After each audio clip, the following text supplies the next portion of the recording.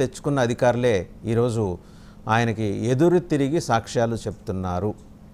అన్నీ సమగ్రంగా ఆయనకు సంబంధించిన ఫైల్స్ రెడీ అవుతున్నాయి. ఇది ఏపీ ప్రభుత్వం నుంచి అందుతున్న సమాచారం. ఒక్కటొక్కటిగా ఆయన తలకు చుట్టుకుంటున్నా ఏమంటారు? వాసవన్ గారు, ముందుగా మీకు తోటి ప్యానలిస్టులకి 9 టీవీ వీక్షకులందరికీ శుభోదయం అండి. ఇప్పుడు అధికారులు వ్యవస్థ నేను గత 10 సంవత్సరాలుగా క్లీన్గా అబ్జర్వ్ చేస్తుంటే నాకు అర్థమవుతుంది ఏంటంటే, ఒక పార్టీ అధికారంలోకి వచ్చినప్పుడు అధికార వ్యవస్థ అంతా చుట్టూ వచ్చేస్తున్నారు. వచ్చేసి రకరకాల గైడెన్స్ ఇస్తున్నారో మిస్గైడెన్స్ ఇస్తున్నారో మనకు అర్థం కావట్లేదు. పార్టీకి ప్రజలకి మధ్య ఒక వారధిగా తయారైపోతున్నారు. ఆ యొక్క మాయలో ఆ యొక్క ఊహాలోకంలో ఉండిపోయిన తర్వాత 5 ఏళ్ల తర్వాత ఇది అసలు నేను ఓడిపోను, సమస్య లేదు, 25 ఏళ్ళు నేనే అన్న వాళ్ళకి చంపపెట్టు సమాధానం జలక్మనిపిస్తున్నారు. పదవిపోయాక అప్పుడు మళ్ళీ అధికారులు మిస్గైడ్ చేశారు, నేను పార్టీకి దూరం అయ్యాను, కార్యకర్తకు దూరం అయ్యాను అని చెప్పి పశ్చాత్తాపడటం మనం చూస్తున్నాం. నాకు ఏమర్థం అవుతుందంటే, ఏ అధికారులు అయితే ఒక ప్రభుత్వంలో ఉన్నప్పుడు ఏ అధికారులు అయితే తానా తందానా అని వారి ప్రాపకం కోసమో లేకపోతే వాళ్ళ ప్రమోషన్ల కోసమో లేకపోతే మంచి పోస్టింగ్ల కోసమో లేకపోతే లంచాల కోసమో నాకైతే అర్థం కావట్లేదు, కానీ వారు అన్ని చేయిస్తారు.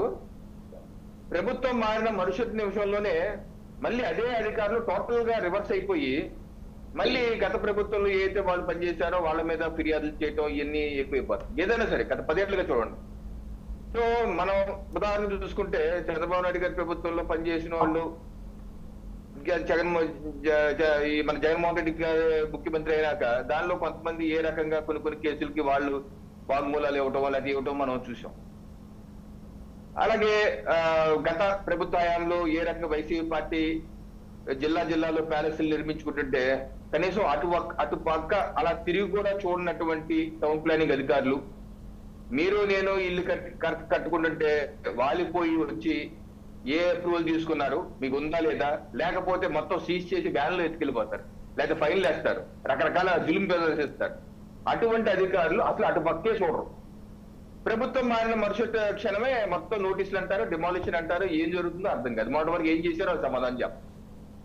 సో ఈ రకంగా అధికారుల వ్యవస్థ ఒక రకంగా తయారైంది. సో అందుకనే మా ప్రభుత్వం కూడా ఈ రోజు మా ఎన్డీఏ ప్రభుత్వం కూడా చాలా జాగరూకంగా ఉండవలసిన అవసరం ఉంది. చంద్రబాబు నాయుడు గారు, మా ముఖ్యమంత్రి పవన్ కళ్యాణ్ గారు, మా లోకేష్ గారు, లేకపోతే సత్యకుమార్ గారు అందరూ చాలా బాధ్యతాయుతంగా చాలా సిస్టమేటిక్ గా ఉంటున్నారు. ఏదైతే జగన్మోహన్ రెడ్డి గారు చేశారో అటువంటిది చేయకుండా ఒక మంచి పరిపాలన ఇవ్వాలన్న ఆలోచనలో ఉన్నారు. సో ఏ అడుగన్నా సరే జాగ్రత్తగా తీసుకుంటారు. కేవలం మొత్తం అధికారులను నమ్మేసి వాళ్ళు ఏం చెప్తే అది చేసే పద్ధతిలో అయితే ఉండరు. ఎంతో అనుభవజ్ఞులు కాబట్టి తప్పనిసరిగా అధికారులు ఏదైతే ప్రపోజల్స్ పెడుతున్నారో ఏది చేస్తున్నారో దాన్ని 1కి 10 సార్లు కూలంకషంగా చూసుకొని జాగ్రత్తగా వెళ్ళాలి. కానీ అధికారులు నమ్ముకుని వెళ్తే మాత్రం కుక్కతాకు పట్టుకొని గోదావరి ఇరినట్టే. ఇవాళ ఇలా అంటున్నారు, రేపేదో మారితే ఇంకోటి అంటారు, ఇంకోటి అంటారు. చాలా ఇబ్బందులు ఉన్నాయి. ఈ ఒక అధికారికి జీతం ఎవరిస్తున్నారో నాకు అర్థం కావట్లేదు. గత 10 ఏళ్ళుగా చూస్తున్నాను.